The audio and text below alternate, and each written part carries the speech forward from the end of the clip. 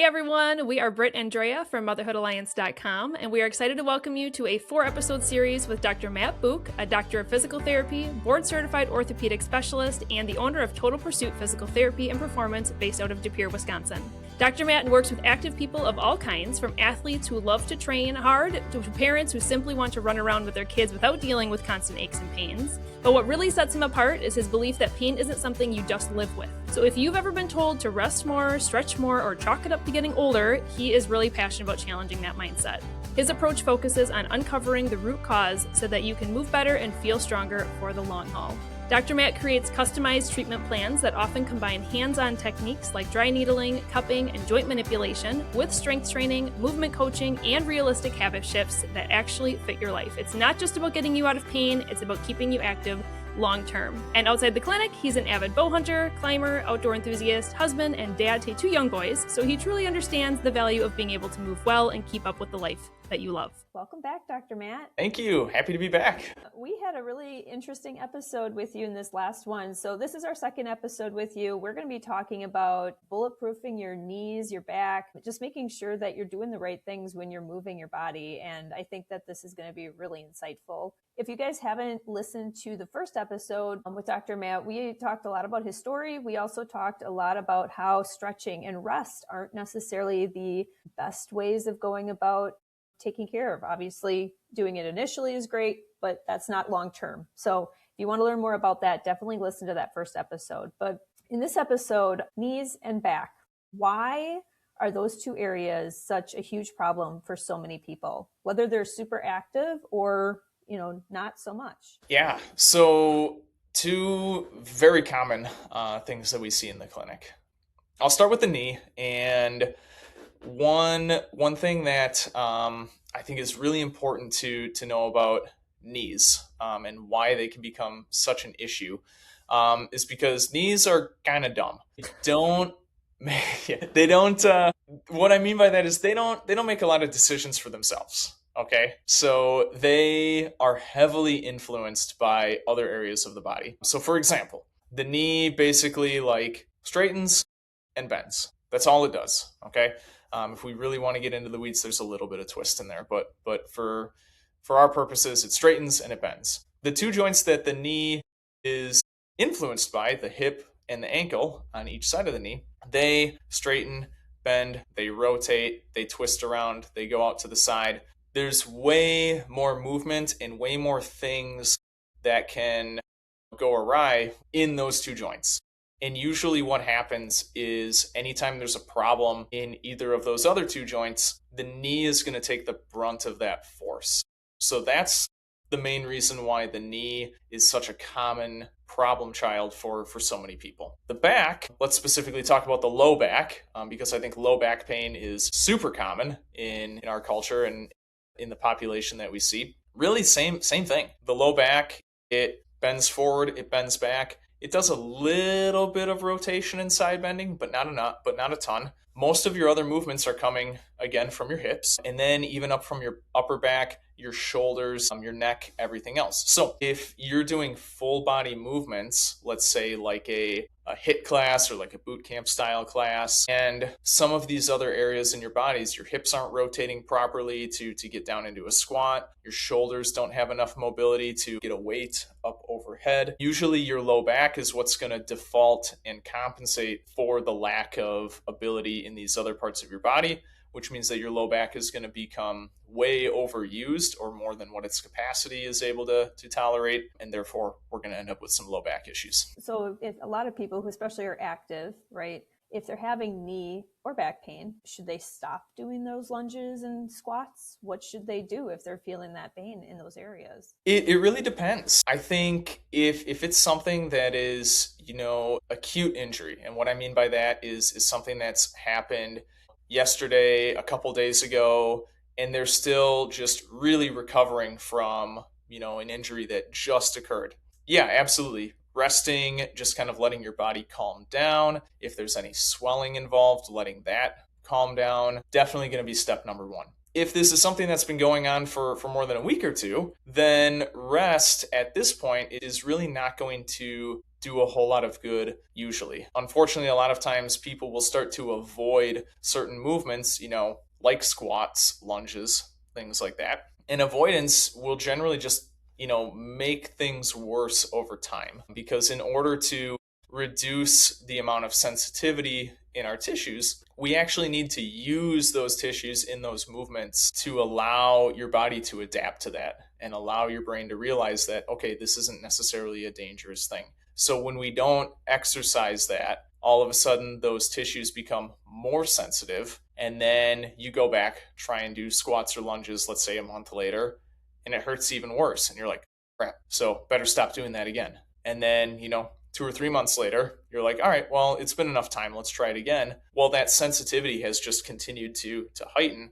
And now all of a sudden your body is really sending these pain signals when it doesn't need to be. We're always squatting. We're lunging in different ways, whether that's to the sides or to the front. Maybe not exactly what you would do in a HIIT class or a, strength workout, but it's still, those are natural movements. And if you're not doing that with weight in a gym or strengthening somehow, it's not going to go well in real life. Absolutely. I think that brings up another really good point, is you need to train your body into the types of positions, movements, whatever it is that you're actually going to be using your body in real life. So for example, have you guys ever heard don't let your knees come past your toes when you squat? Yeah, that used to be a really big thing, and I know it's not anymore.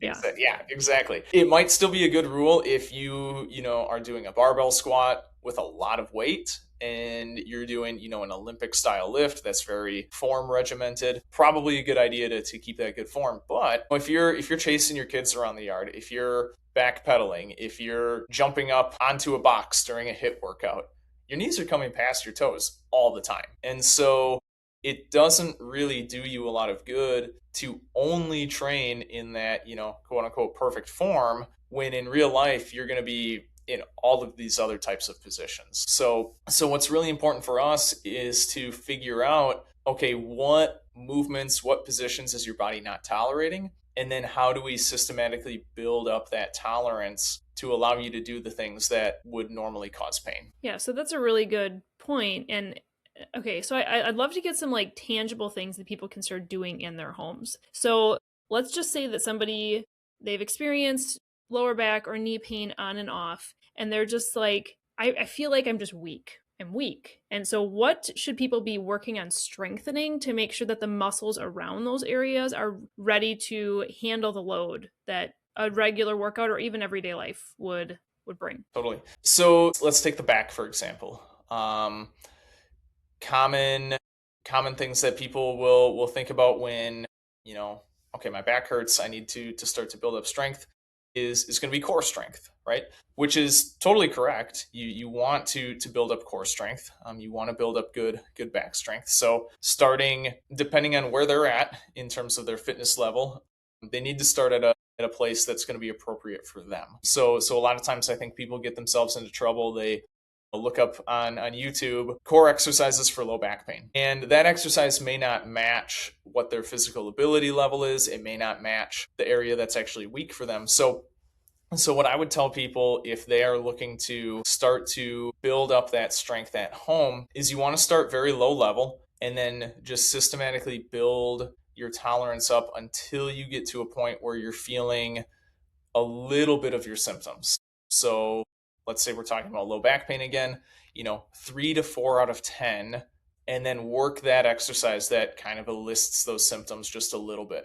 Over the course of time, what you'll find is that the more you do that, all of a sudden those pain levels start to come back down. And then a certain exercise, let's say a dead bug, for example, you're laying on your back, you're kind of straightening one leg, one arm, back and forth. Maybe that used to cause a 4 out of 10 pain, what I would call just a moderate discomfort. Now all of a sudden is pretty much pain-free. Cool. Now we want to advance that along again. And you just kind of keep pushing your body's tolerance a little bit. So complete pain avoidance is usually not going to be enough to change the way your body perceives pain and actually build up that pain tolerance. But also completely blowing through it and saying, all right, screw this, I'm just gonna go for it. That's not quite right either. So we got to find our what I would call like our Goldilocks parameters. We want to be just right. Same thing goes for the knee.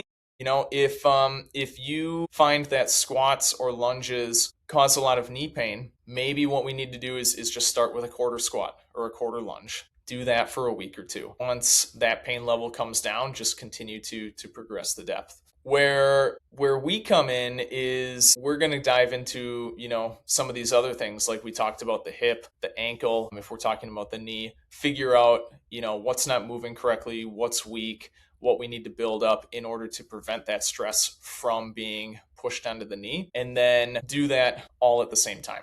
Same thing with the back.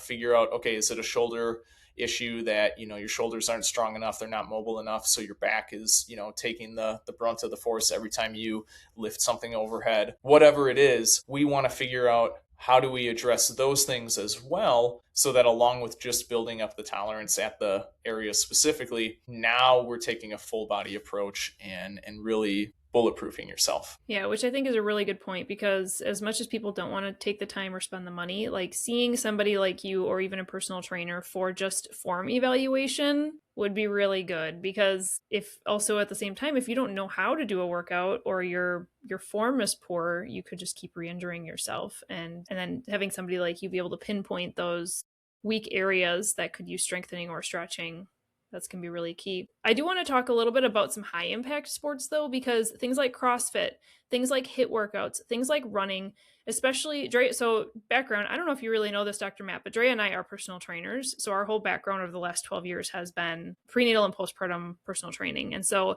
we do have a background in this as well. And so with the women that we've really worked with in the past, and women as a whole in society puts a lot of pressure on us to be able to do the things that we did pre-pregnancy or jump back in and be able to perform at the same level that we did before. And so I think a lot of women, or even just look how we did before. And so a lot of women are turning to things like high intensity boot camps, CrossFit, maybe it's at home HIIT workouts, maybe it's running, and they're jumping back into these things before their body is really ready. But some of these are different. So I'd love for you to just kind of walk through, if somebody is interested in getting involved in, let's just take specifically like CrossFit and HIIT, because we're going to have a whole episode on running. Mm-hmm. What are some things that they should make sure that they're doing first before they're jumping into those workouts? How do they make sure that they're ready? Totally. So the first thing that they want to do, let's take CrossFit specifically. If they've never done it before, you definitely need to find a CrossFit coach. Every CrossFit gym in town has coaches that are all certified, and you want to do a proper onboarding where they're going to teach you the movement patterns. They're going to teach you how to do the different types of lifts that you're going to be doing during a class. That's priority number one, because first of all, you want to make sure that you're going to be able to effectively do the movements safely without bad form that's going to potentially cause a totally different injury. The other thing that is really important, especially thinking of postpartum women, is really taking a long graded approach to get back into this. So I know and I'm sure you guys have experienced this, you want to get back to your pre-pregnancy fitness status as quickly as possible, right? Because you're like, man, I've done that. Like, I know that I can do it. But we do just need to give the body time to heal. We need to give the tissues the proper amount of time that they need to build that tolerance back up again. So I think just really being, graceful with yourself about just taking the time that's necessary for your body to actually heal and then adapt to getting back into those movement patterns and those workouts is going to be super important as well. What about let's talk about warm-ups for these areas of the body, as well as like recovery. So knowing that these are areas that, especially people who are just getting back into fitness, they can be more injury prone. How much time do you typically spend on warming up these areas? Give us a couple specific exercises to be doing, and then let's talk about recovery too. Yeah. So warming up is like every athlete's least favorite thing to do. We'll start with that, but it's the most important thing. So when we say warm up, you should literally be warming up your entire body. Like, you should be sweating by the time you're done with your warm up. Okay. It's not a couple quick like shoulder circles, a pigeon stretch, and then we're good to go. This should be a relatively good amount of time that you're getting the blood flow going through your body. You're elevating your heart rate.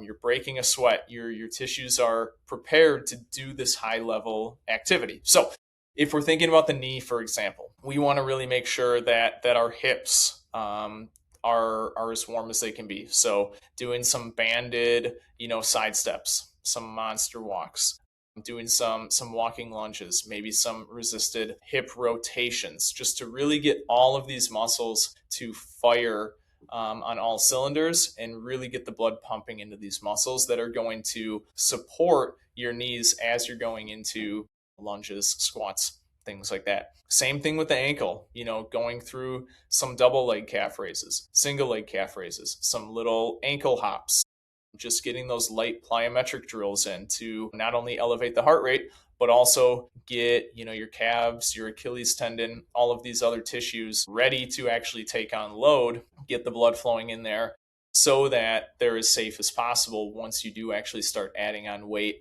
or increasing speed, intensity, things like that, if we're talking about more of a boot camp type workout. And then same thing with the upper back, make sure that, the lower back, make sure that your shoulders are really warm so that if you're doing any type of an overhead movement, you're not compensating with that lack of mobility in your shoulders by overarching your back and then placing all that stress through your low back, making sure that your upper back muscles are ready to take on the load that you're doing. So really just getting all of the supporting structures around these areas very, very warm. Like I said, you should be breathing heavy, your heart rate should be up, and you should be sweating by the time you're done with your warm up. Dre and I have taught a lot of group fitness in the past. Just kind of a simple way to think about it is basically do your workout, but maybe with no weights. Like do it like just going through the motions that you're about to go through, just with no weights and maybe in a little bit slower, like especially if you're going to do high impact, like do it in a low impact form. As well as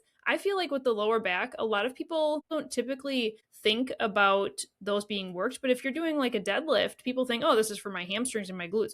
It is so much your lower back too. And so they don't necessarily think about warming up their low back like they would one of the arm or leg muscles. And so it is like going through the motions of what you're about to do might be really helpful. Absolutely. Yeah. Even, thinking about a deadlift, like just taking an empty barbell, doing some good mornings or doing them with a band, going through some Jefferson curls with lightweight where you're just getting your back to fully arch and then fully extend, going through that full range of motion just to get those muscles working through their entire motion is going to bring a lot of blood flow into the muscles, which is going to help prime them to be ready to accept that load. And it's also going to get your nervous system ready to engage these muscles when it's necessary to protect your body with that good form. What are some good rules of thumb for recovery? If somebody's doing low impact stuff, 24 to 48 hours, I think is kind of a good and common rule. But specifically with these high impact, like with CrossFit or with HIIT type workouts where a lot of them are full body. How are you working recovery? How many workouts a week is kind of appropriate? Walk us through your thoughts on that. I want to start off by saying that everybody's going to be a little bit different. It's going to completely depend on the person, what their fitness level is, what their load tolerance is, all of that stuff. So let's say we're talking about a high impact CrossFit style workout where we're doing full body. Generally speaking, you want to allow 48 hours of recovery between hitting these major muscle groups again. The nice thing about these types of workouts is generally you can do them 5 days a week as long as your body has the tolerance if you're varying the stimulus and varying the lift that you're doing. So for example, I wouldn't recommend throwing 80% 1 rep max deadlifts into your workout 5 days a week. Your back's not going to like you very much by the time you get to the end of the week. But, let's say you do a deadlift on Monday, maybe you're doing more of a different type of Olympic movement the next day. Maybe you're doing more, dumbbell type stuff Wednesday, and you're just varying that stimulus. So it's definitely possible to work out 5 days a week, 6 days a week. I don't really ever recommend anybody works out 7 days a week because I think you at least need a day of recovery to just allow your body to reset. But once again, it's all about, have you built up that tissue tolerance and that load tolerance? So somebody who's just getting into fitness or just getting into a workout regimen, I would not recommend that they jump in 5 days a week, because their system's gonna be a little bit shocked, and they're not gonna be feeling too great. So it's a matter of building that tolerance, if that makes sense. Yeah. It sure does. One last question for this episode that I think a lot of people are oftentimes wondering: if they are sore from a workout, what are your hot tips for recovering from soreness the fastest? Absolutely. So nutrition's going to be huge. What's the adage, muscle is torn down in the gym and it's rebuilt in the kitchen. So nutrition, making sure that you're getting enough protein for your goals, making sure that you're staying hydrated. Hydration is huge in terms of muscle recovery. Sleep hygiene is massive. Most of us don't get enough sleep, at least as much as we probably should, but sleep is a big factor as well. So nutrition, sleep, hydration, those are the biggest components of adequate recovery. Other things like sauna can be a awesome adjunct to it. Heat, ice. I'm not big on ice unless it's an acute injury where you're dealing with swelling. Some people have different opinions on that. That's about just ice mine. baths?